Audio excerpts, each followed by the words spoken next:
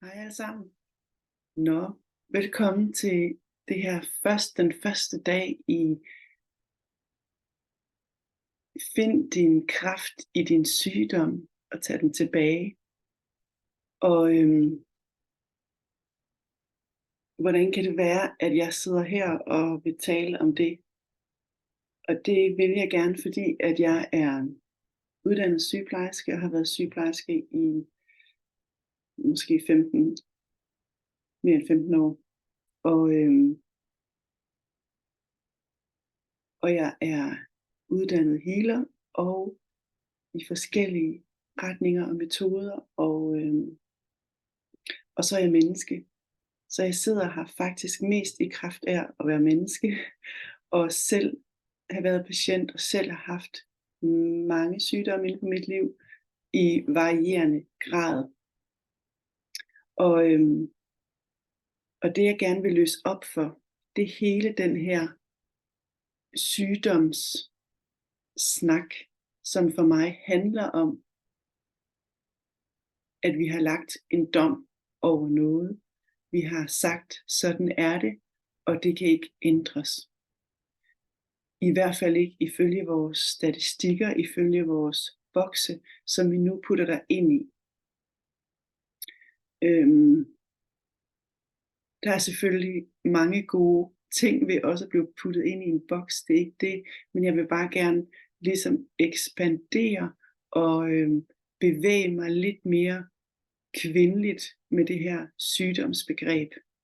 Fordi jeg mener, at når vi ligesom lægger en dom over noget, så har vi også puttet os selv ind i en boks, som vi ikke rigtig kan komme ud af. Og folk vi møder bliver ved med at fortælle os, at den her boks kan du ikke komme ud af. Der ligger endda i vores samfund en anerkendelse af den her boks, som giver dig selv endnu en boks, du ikke kan komme ud af. Fordi sådan er det jo.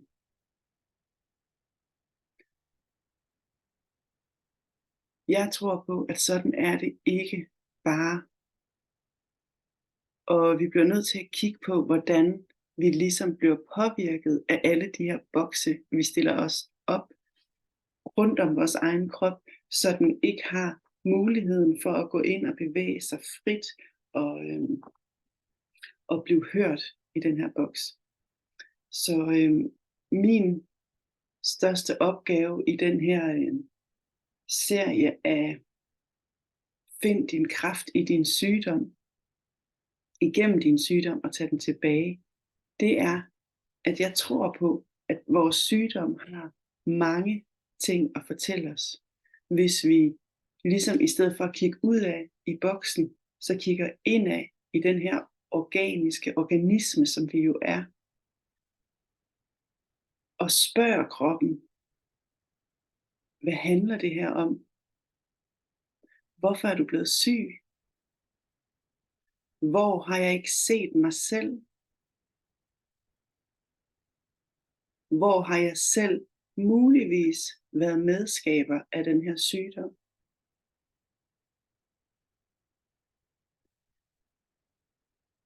Hvor er det, krop, at du elsker mig så meget, at du har skabt det, jeg på et eller andet plan muligvis har bedt om?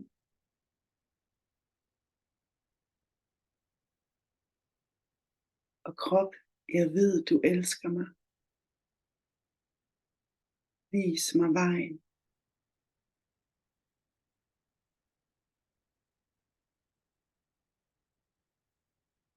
Så bare lige luk øjnene og sid med hele den her vending af vores blik fra et udad, ud i boksen blikket, til et ind i organismen blik.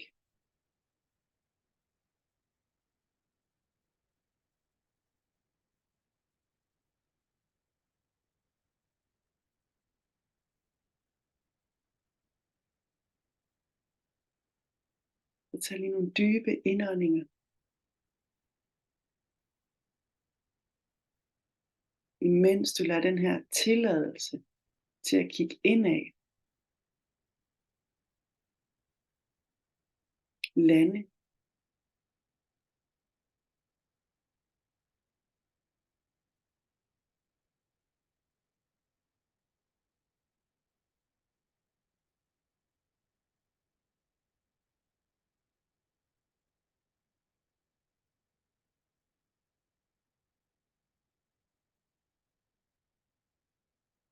Fordi når vi er syge, så er vores krop jo på mange måder låst. Og låst i den forstand, at den er i chok, den er ked af det, den er gør ondt, den larmer, og den er stivnet.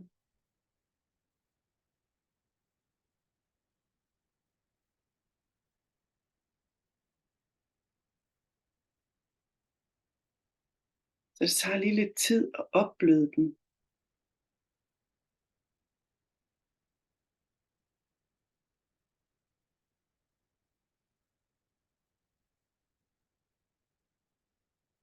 Giv den lov til at være her.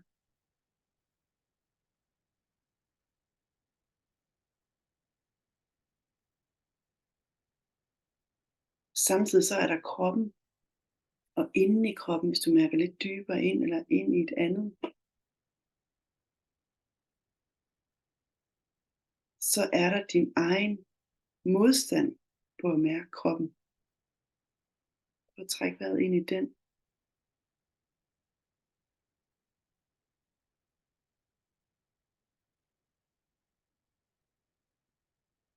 Ind i muren af hårdhed og bestemthed.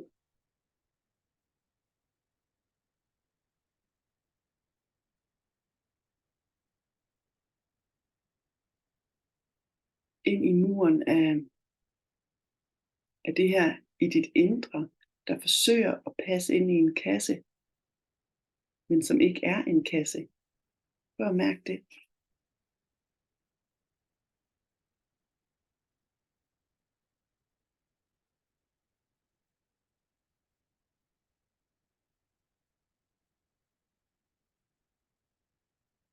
Jeg er ikke en boks.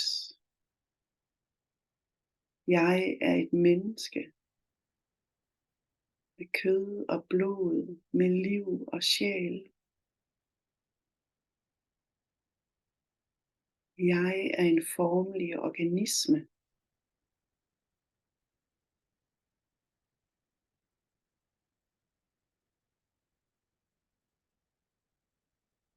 Som lever i overensstemmelse med det, jeg får fortalt.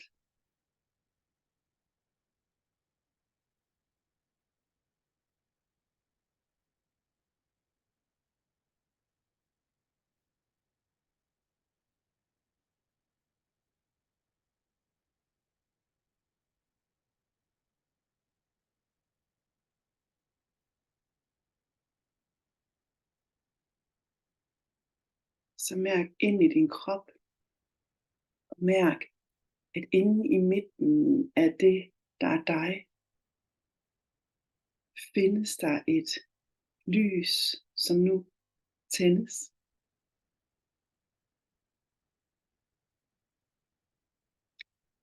Nærmest en kugle af lys.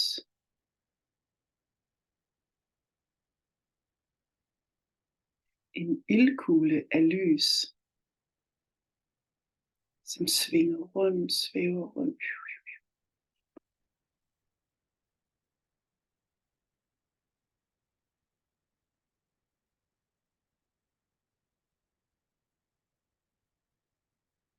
Bare vær opmærksom på den, og lad den bevæge sig, som den ønsker.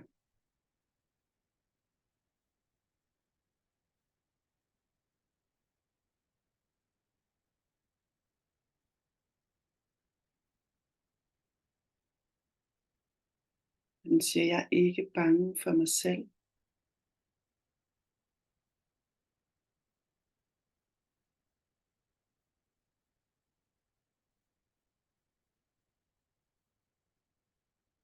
Jeg Jeg opløser alt det, der er usandt i mig.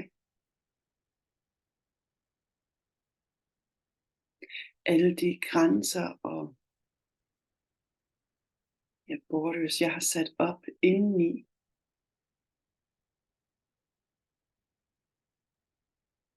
Og gør mig fri.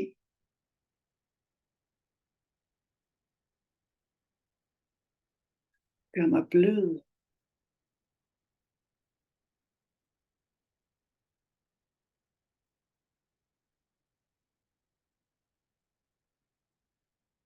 Bare sid og observer den her proces. Og lad den tage den form, som den tager hos dig.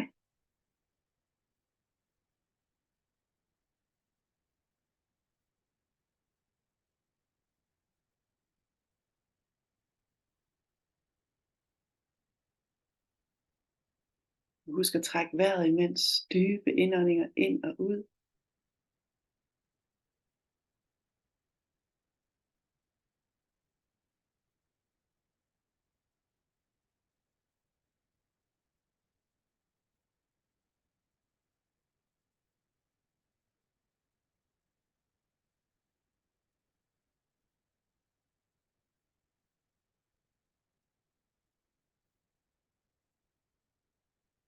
Så imens du trækker vejret ind i de her indre grænser, du har lavet, så lad udvide vejrtrækningen til også at blive trukket ind i din fysiske krop.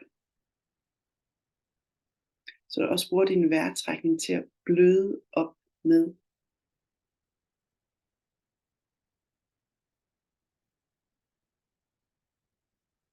Trækker vejret ind i indre grænser, ind i din fysiske krop. Og så mærker du, hvordan den her fysiske krop smelter sammen med det her uden på dig.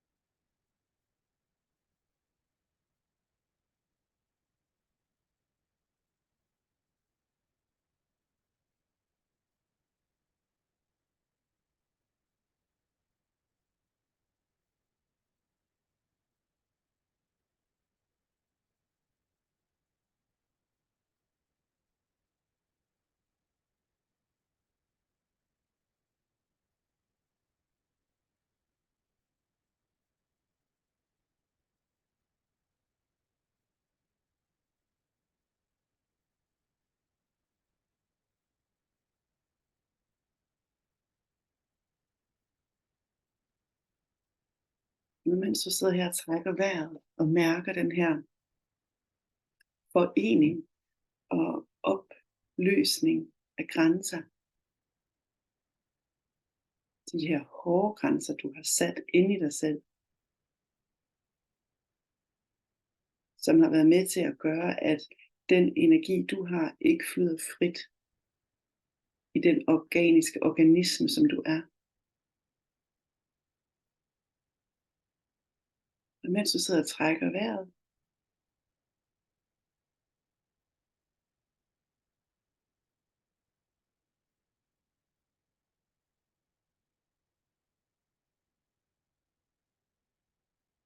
så mærk, hvordan jeg ser det som dit indre barn, der bryder frem af det her. De her lag, der nu bliver åbnet, så er der noget, der kommer frem.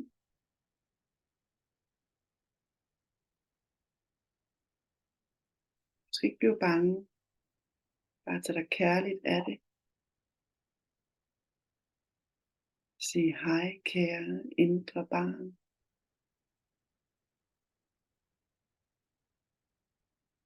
Hvad længes du efter?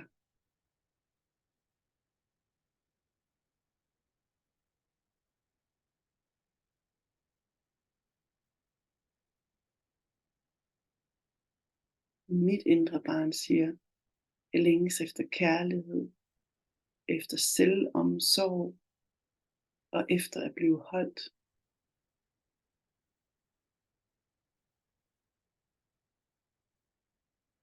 Siger du bare tak for det, du fortæller mig. Jeg er hos dig, og jeg lytter. Til mig kan du trygt tale.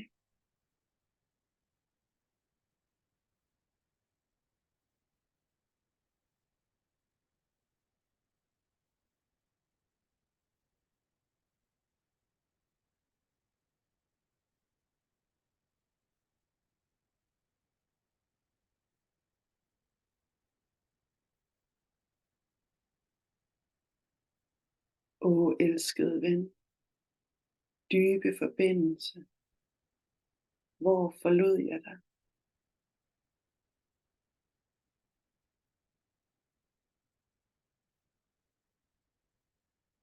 Og lyt efter et svar.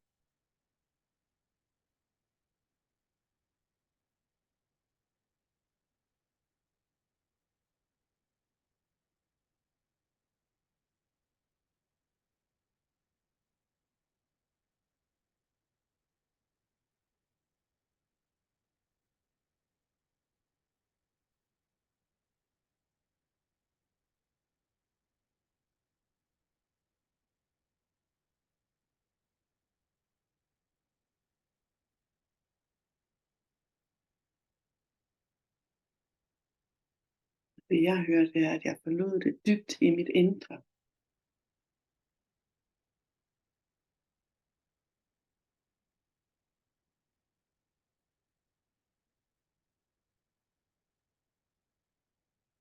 Gik fra det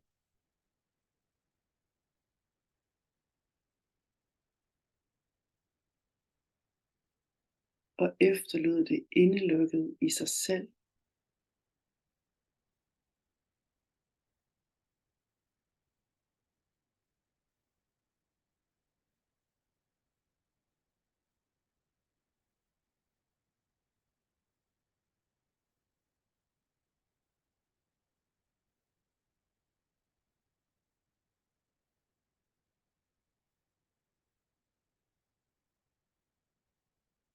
Sender lige masser af kærlighed til det her sted indeni, som er blevet efterladt.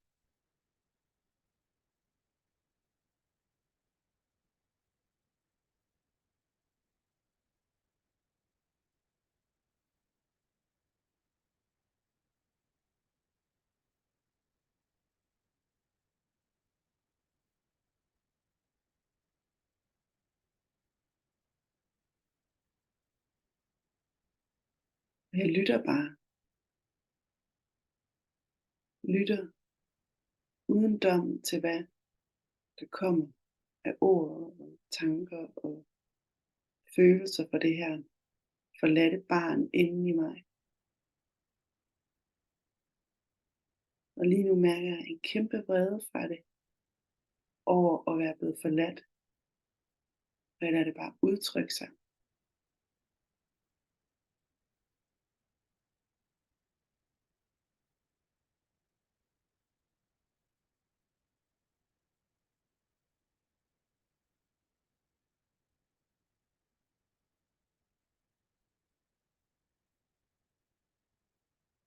Jeg er så forladt og ulykkelig.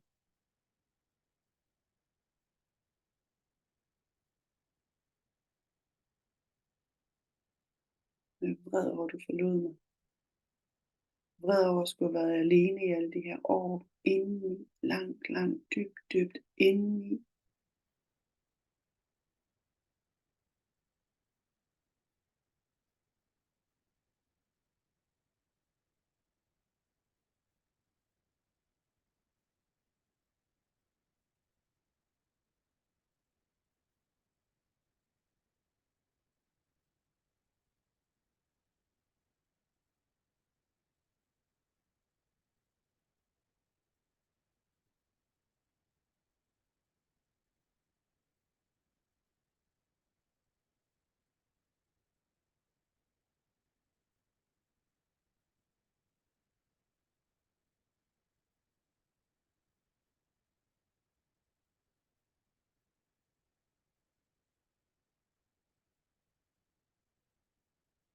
Mens hun udtrykker sig, sender jeg bare masser af kærlighed stadigvæk. Og er der. Jeg går ikke. Jeg lytter.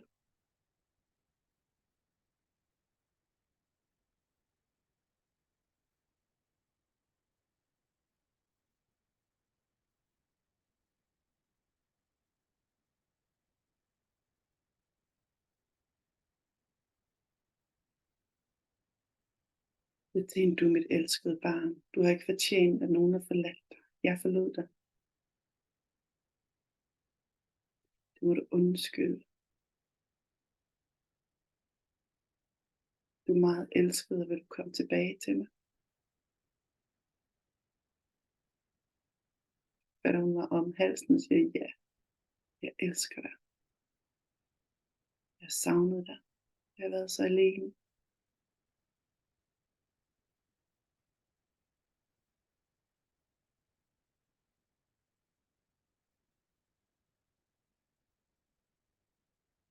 Lige nu hænger hun om halsen på mig. Og ja, hvordan du kan mærke, hvordan det er hos dig. Muligvis en lignende proces. Og her er det bare at være til stede og holde om og holde af. Og lad den her sårede del få plads og rum og lys.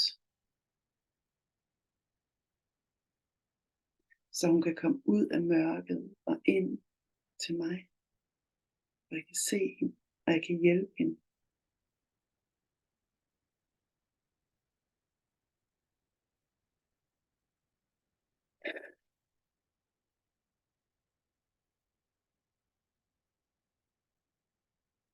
Jeg beder om, at jeres proces er beskyttet, kærlig og tryg.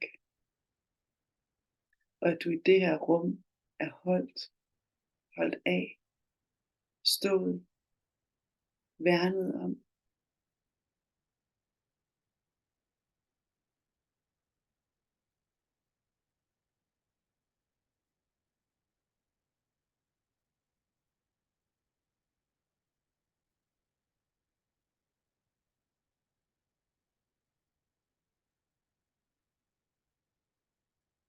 Det der kommer op, sender det til Guds lys, kærlighedens lys.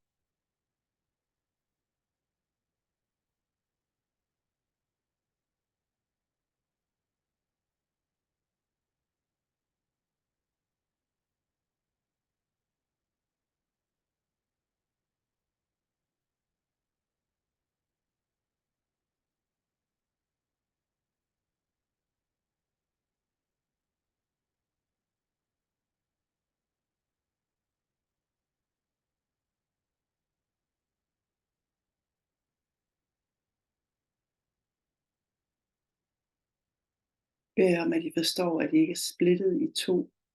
Der er ikke flere personer inde i jer, men det er oplevelser fra livet, der har sat sig fast, som nu frigøres og kommer ind i den her boble af kærlighed, boble af lys, boble af fred, af accept.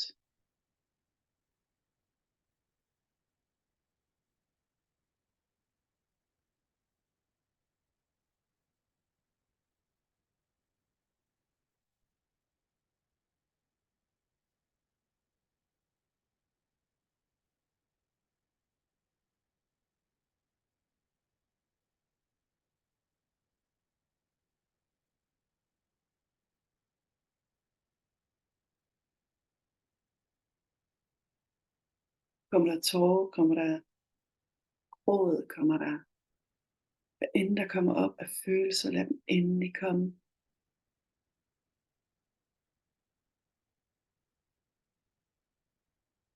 De kommer i et trygt rum, i et holdt rum, og du holder dig selv i det.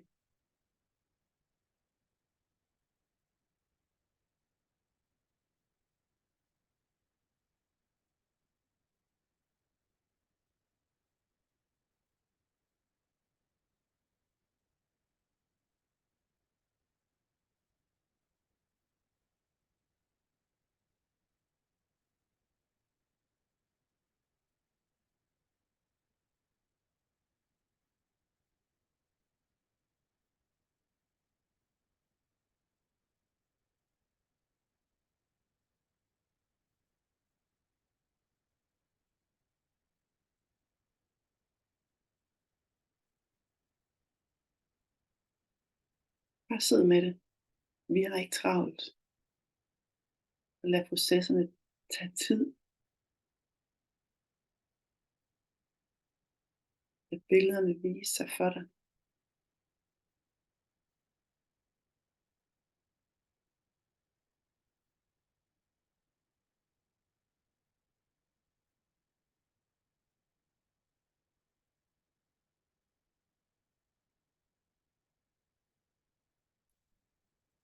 Og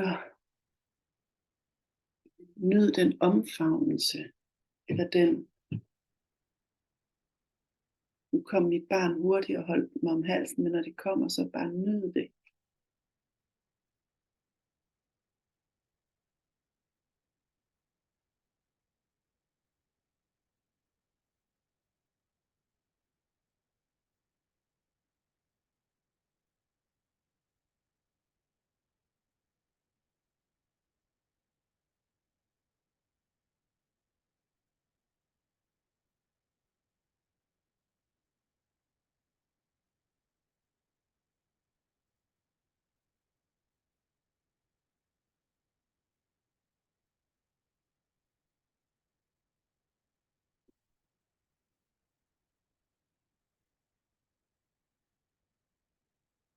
Jeg tror på sanseligheden i mit eget væsen, og jeg lytter.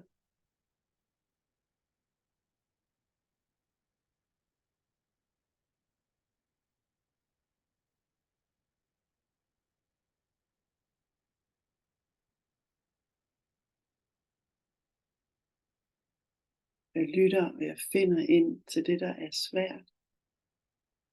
Og jeg giver det rum og plads.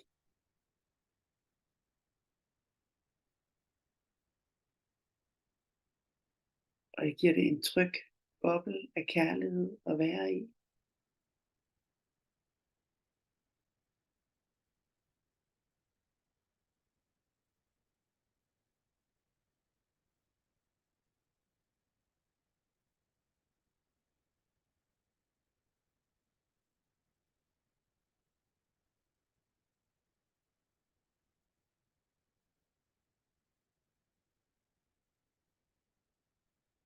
Og det sted, hvor mit barn kom fra, sender jeg masser af kærlighed ind, så det hul det bliver fyldt op med nærende, fredfyldt omsorg.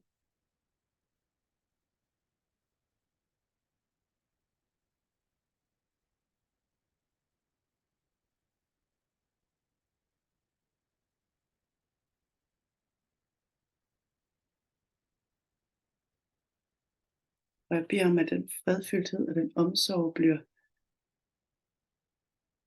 spreder sig ud i hele min krop, i hele mit væv derfra.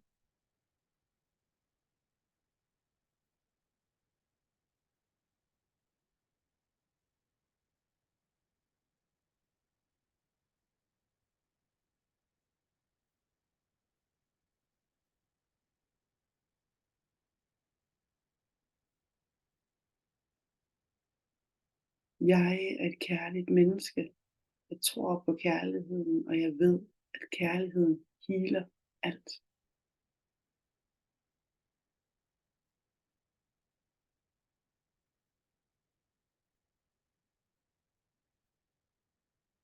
Og bare lad de ord synke ind i dig, hvis du er enig.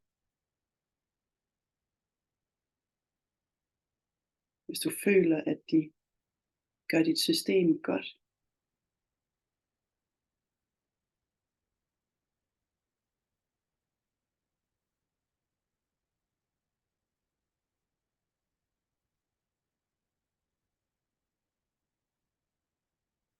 Og det her hul i mig, ved jeg, at der er en dybere sandhed, og den dybere sandhed forbinder jeg mig nu med.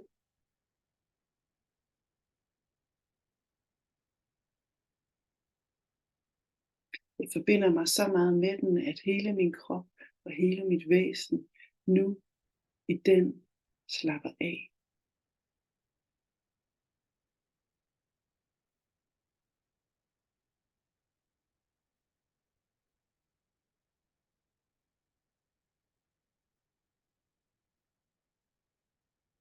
Og jeg mærker, hvordan det omfavner mig. Og at jeg i den omfavnelse endelig Slappe af.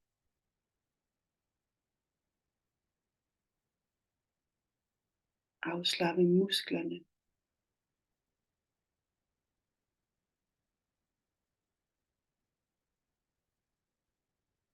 Fordi mit nervesystem her får fred.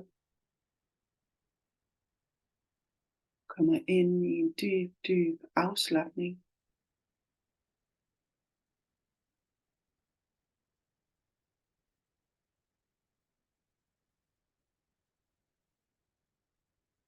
Hvorfra der spreder sig lykke ud igennem min krop.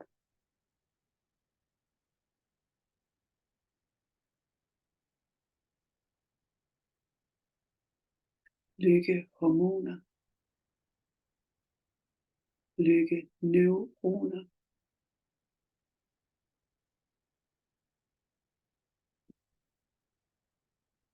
Lykkevitalitet og stabilitet.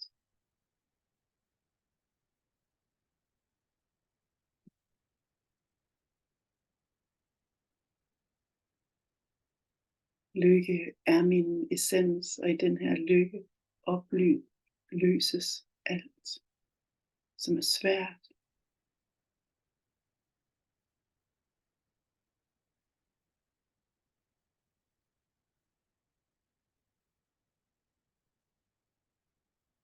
Som er blevet knudret.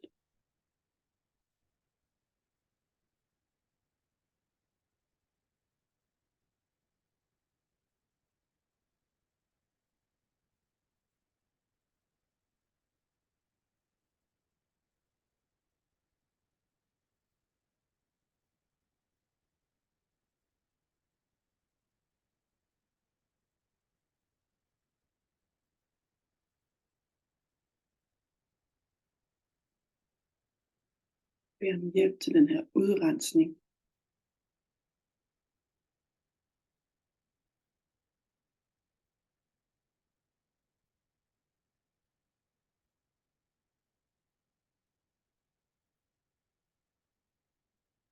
Den her oprensning, så vi igen kan stå stærkt i vores oprindelighed. Vores menneskehed.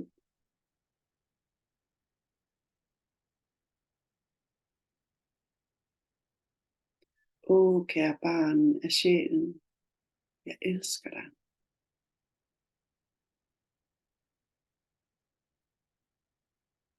Og jeg ved, du elsker mig, siger din krop.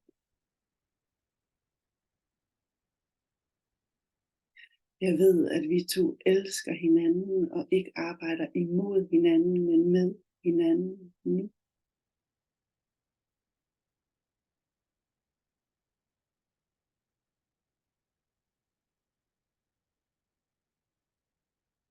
På en måde, der støtter vores højeste bedste. Fra kærlighed og ikke fra frygt.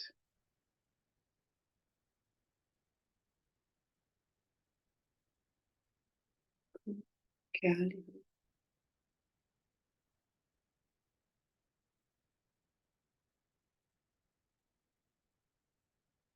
Omsorg og nærvær giver nu liv til hele min organisme.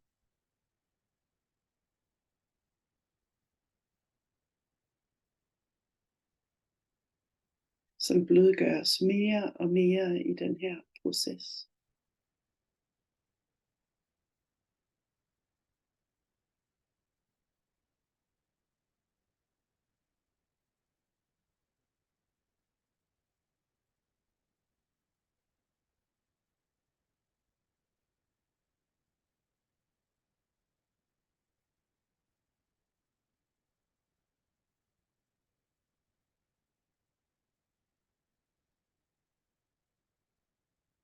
Jeg oplever næsten, at vi står i sådan en sus, som siger, jeg tror på dig.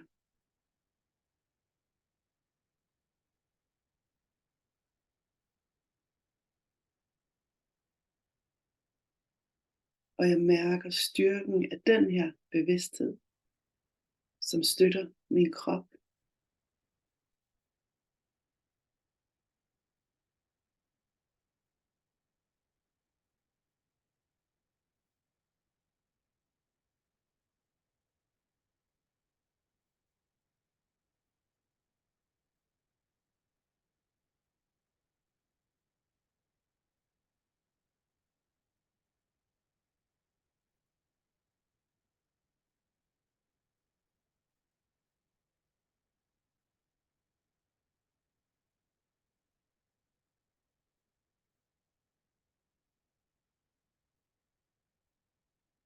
Og alt det, der er svært, lader jeg nu endelig, hvis det ønsker det, lader jeg det blive hos mig, og så sender jeg det til Guds lys, hvor det ligesom kan opløses og transformeres. Og måske det har lyst til at blive lidt hos mig. Her kærlige barn om halsen. Hvis det har behov for, at jeg tager mig lidt mere af det, så bliver det her. Og jeg ved ikke, hvordan din proces er, men du har dit valg. Eller måske et helt tredje viser sig for dig.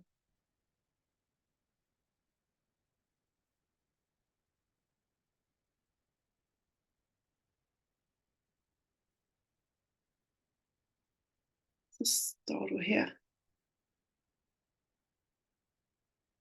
Mærk freden og klarheden. Lyset og godheden.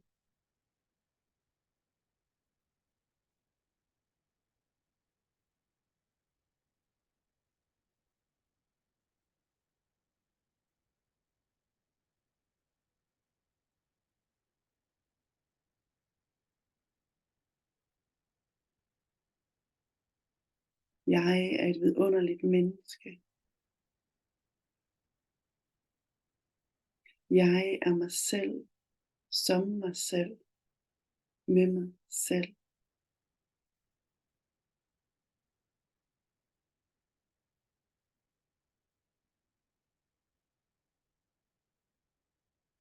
Jeg åbner mig for alt det, der er svært, og lader det bevæge sig igennem mig, ud af mig.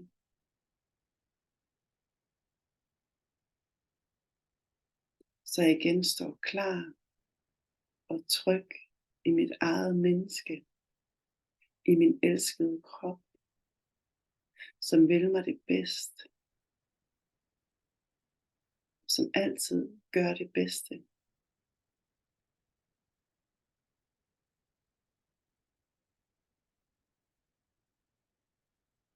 Jeg ved, at mit liv er en organisk organisme,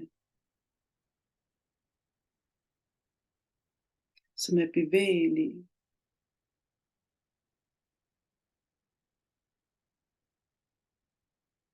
Intet er stationært,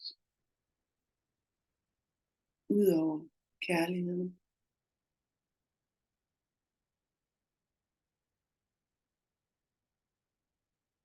Som kommer indenfra og udefra. Altid til mig og fra mig.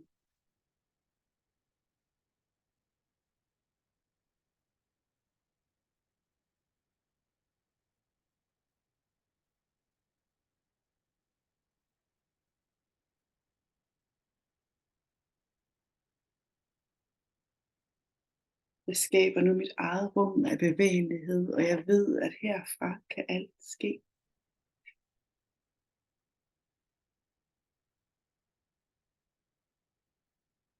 Al godhed ske. Jeg elskede, og jeg elsker. Tak.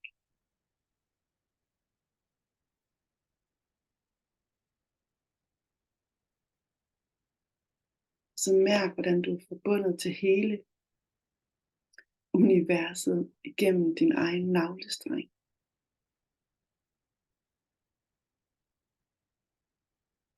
Og mærk, hvordan den her livgivende energi er din.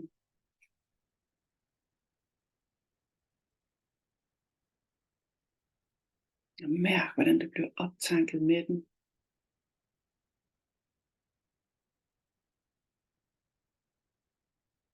Så du kan tænke klare og fredfyldte tanker.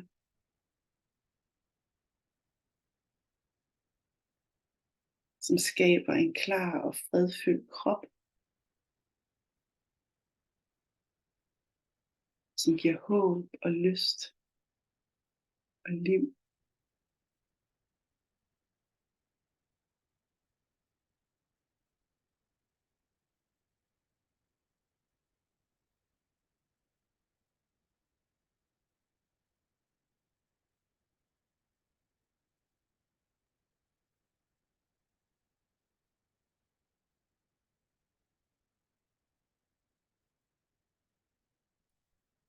Jeg ved, vi kan så meget, og intet er stationært. Hvis bare vi tør lige at gå igennem de her processer, som giver bevægelsen,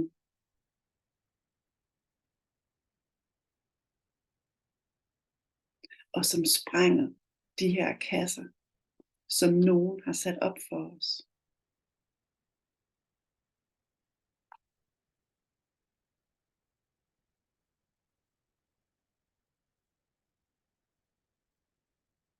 I hvert fald sådan, at vi har muligheden og kraften til at trænge igennem den, til at skabe den her nye, vidunderlige krop, som vi er.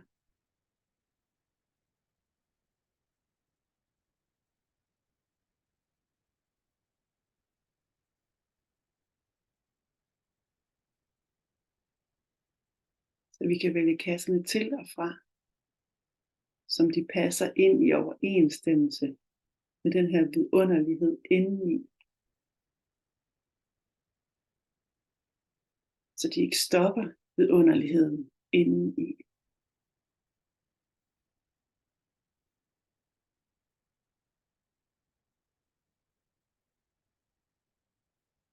Mærk den her kraft, der sprænger alle grænser.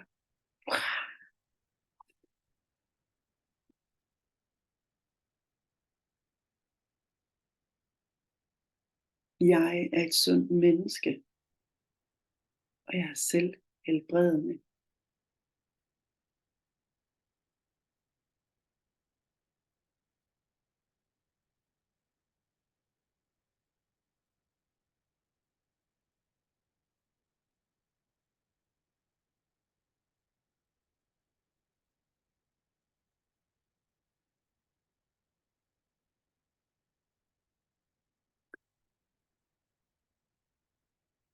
Det var det for den her første dag af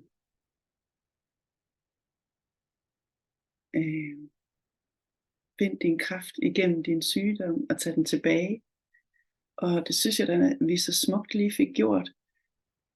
Og lad os arbejde videre med det og se, hvad der udfolder sig.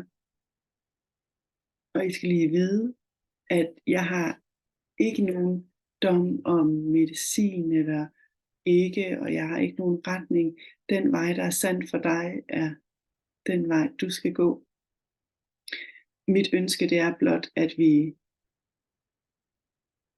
også bliver opmærksom på de indre processer, vi selv kan drage på for at helbrede og styrke vores krop.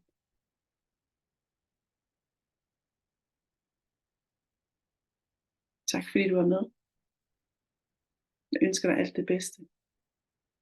Og jeg beder om, at det her rum er beskyttet og holdt af